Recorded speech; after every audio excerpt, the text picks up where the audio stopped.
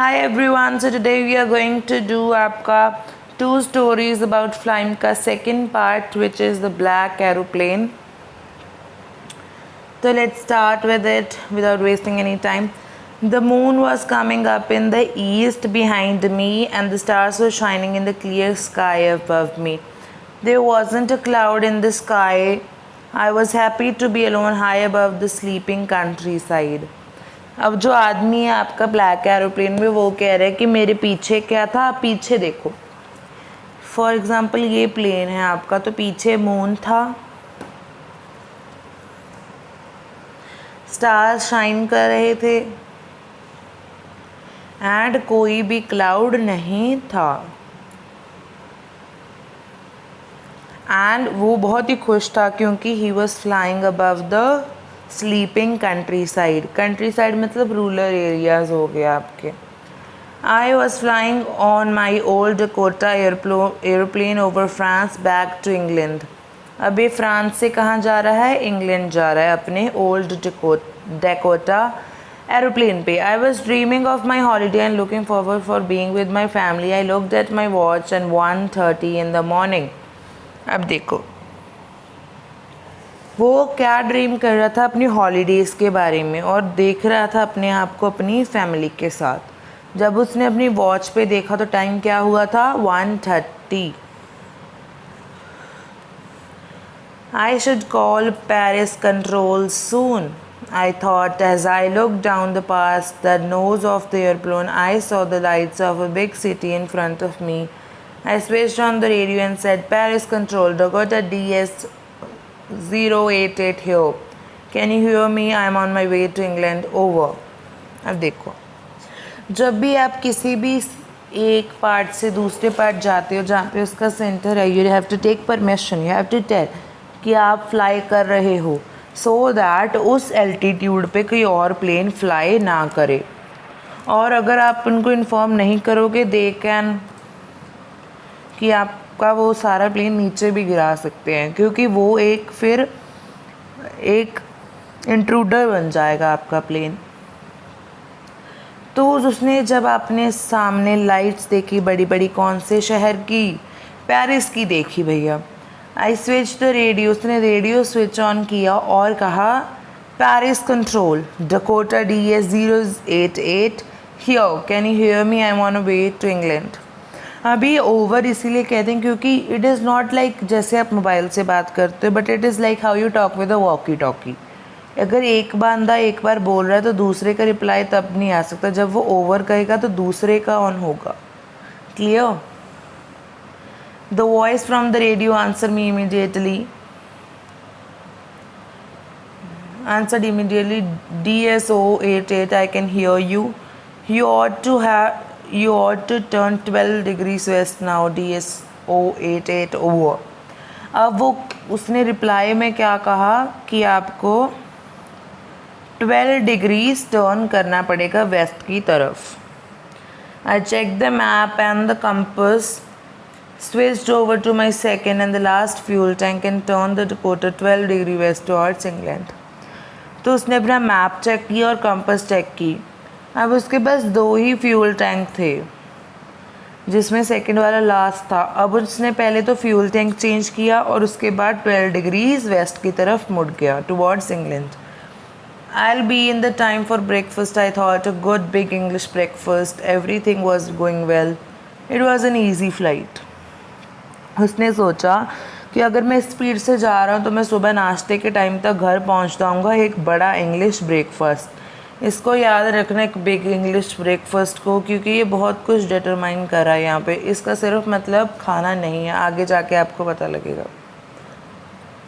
अब देखो उसने कहा बहुत ही ईजी फ्लाइट है, सब कुछ अच्छा चल रहा था. पेरिस 150 किलोमीटर बिहाइंड रह गया था उसके.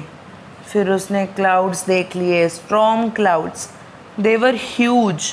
They looked like black mountains standing in front of me across the sky. I knew I could not fly up or over them. I did not have enough fuel to fly around them to north or south. अब आगे से भैया cloud आ गए, easy flight खतरनाक होने लगी. जो storm clouds आ रहे थे, बहुत ही बड़े बड़े क्लाउड्स थे.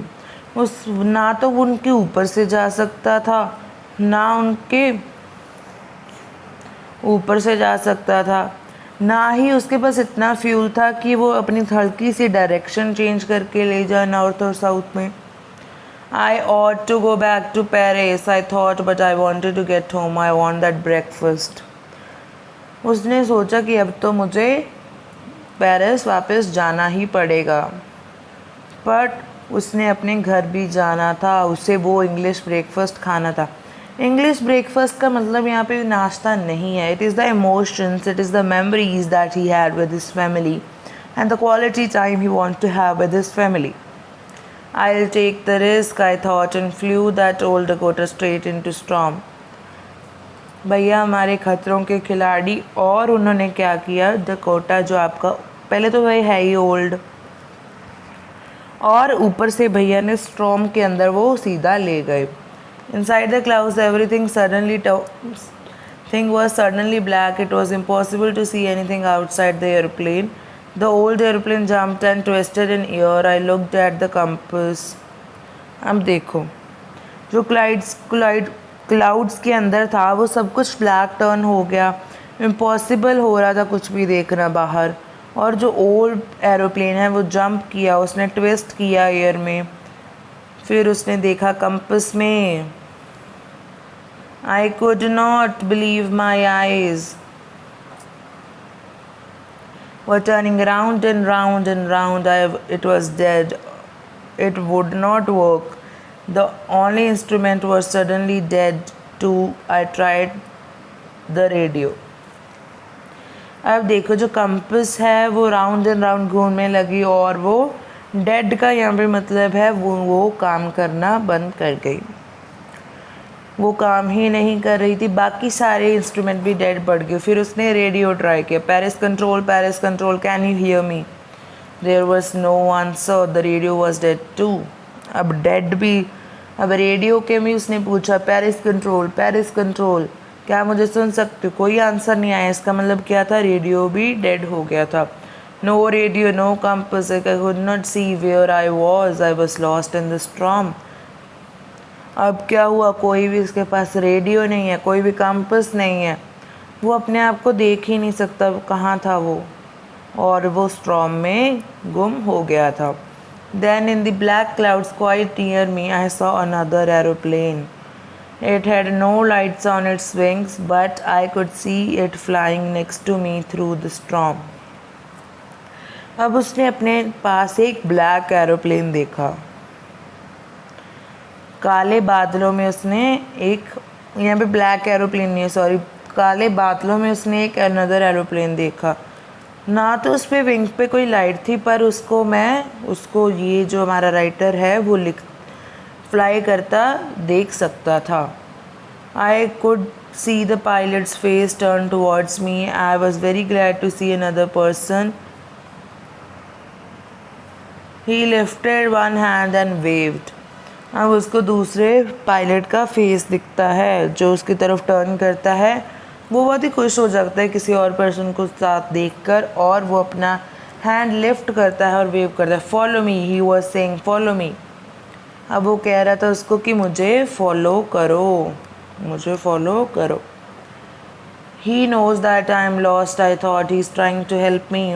इसको लगता है कि ये गुम हो गया और वो जो दूसरा एरोप्लेन है उसकी मदद करना चाहता है. He turned his aeroplane slowly to the north in front of my Dakota so that it would be easier for me to follow. I was very happy to go behind the strange aeroplane like an obedient child.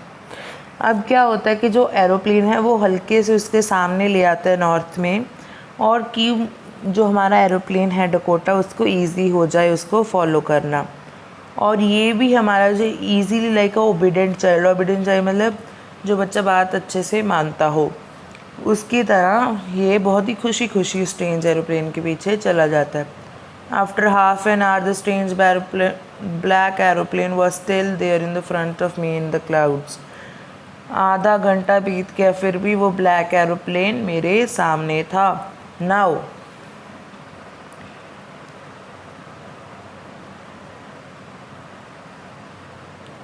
Wait a minute. There was only enough fuel in my old Dakota lasting to fly 5 or 10 minutes more. I was straight to feel frightened again. But then he started to go down and followed round the storm. अब उसमें Dakota में 5 से 10 minute का ही fuel रह गया था कि उससे फ्लाई कर लगे. तभी जो आगे वाला अपर ब्लैक एरोप्लेन होता है वो नीचे जाने लगा और इसने भी फॉलोड किया थ्रॉम से गुजरते हुए. Suddenly I came out of clouds and saw 2 long straight lines of lights in front of me. It was a run away an airport. I was safe. जब वो देखता है क्लाउड्स के बाहर आके तो उसको 2 स्ट्रेट लाइंस दिखती हैं जहाँ पे लाइट्स होती हैं. वो एक रन अवे था, एक एयरपोर्ट था. उसको लगता है कि अब वो सेफ है. I turn to look for my friend in the black aeroplane but the sky was empty. There was nothing there. The black aeroplane was gone. I could not see it anywhere. अब फिर जब वो land कर जाता है फिर वो देखता है कि उसका फ्रेंड कहाँ पे है जो एक ब्लैक एरोप्लेन में था. जब उसने देखा तो स्काई बिल्कुल एम्प्टी था और वहाँ पे कुछ भी नहीं था. जो ब्लैक एरोप्लेन था वो चला गया और ये इसको कहीं भी देख नहीं पा रहा. I landed and was not sorry to walk away from the old Dakota near the control tower. I went and asked a woman in the control center where I was and who other pilot was. I wanted to say thank you. अब जो ये land करता है तब ये control अपने old Dakota को छोड़ के कंट्रोल टावर की तरफ चल देता है और कंट्रोल टावर में एक वुमेन बैठी थी जिससे ये पूछता है कि वो कहाँ है और दूसरा पायलट कौन सा था जिसको इसने थैंक यू कहना. She looked at me very strangely and then laughed. बहुत ही अलग से नज़रिए से उसने देखा और हंसने लगी. Another aeroplane up there in the storm. No other aeroplanes were flying tonight. Yours was the only one I could see in the radar. तो वो कहती another aeroplane. आपके जो storm में सिर्फ आपका ही एरोप्लेन था जो आज फ्लाई कर रहा था tonight. और दूसरा कोई भी एरोप्लेन रडार में शो नहीं हुआ. So who helped me to arrive there was safely without compass or radio, without any more fuel in my tank?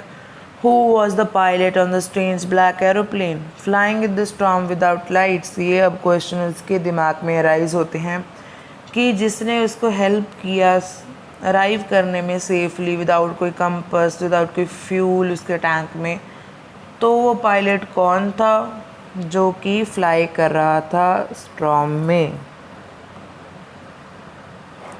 इसके साथ ही आपका चैप्टर ख़त्म होता है.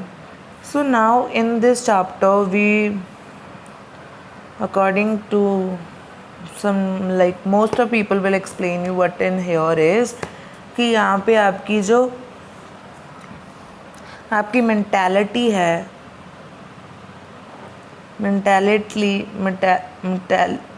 मेंटालिटी और आपका जो क्या है आपकी विलिंगनेस है वो इसको शो करती है कि आपकी कितनी विलिंगनेस है. वो एरोप्लेन असली में नहीं था, वो उस पर्सन की इंग्लैंड पहुंचने की चाहत थी और उसकी सेफ होने की like he wanted, he was willing to do that. It was his mentality. Clear. But fun part about literature is that you can make many assumptions. You can make a lot of assumptions. Some might say that radar was not working. Some might say it was a help from God. Some might say they were aliens. Some might say it was another aeroplane which can't be detected. And some might say it is willingness of the person, or it might say it is just a story. It is not real. But still the question remains with us as there is no clarity by the writer that who was the pilot. So here we are ending this. Before ending we must go to the first page of this where the poet's name is written. Author's name is written and the name of the author is Frederick Forsyth. So I know these are very like Liam O. Wait a minute. Let me raise the notion here. Okay. So first fly का आपका rider है Limo Flatty, Limo Flatty, first flight Limo फ्लाटी।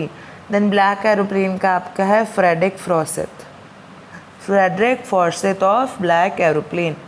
तो इसके साथ आपका 2 stories about flying finish हो गया है। You might read NCERT once, or I have explained you very well. You must attempt the questions if you want this chapter to be in your mind forever. Clear? So here we go at the end of this chapter. Thank you for watching this video. Sorry for my bad handwriting. Thank you so much.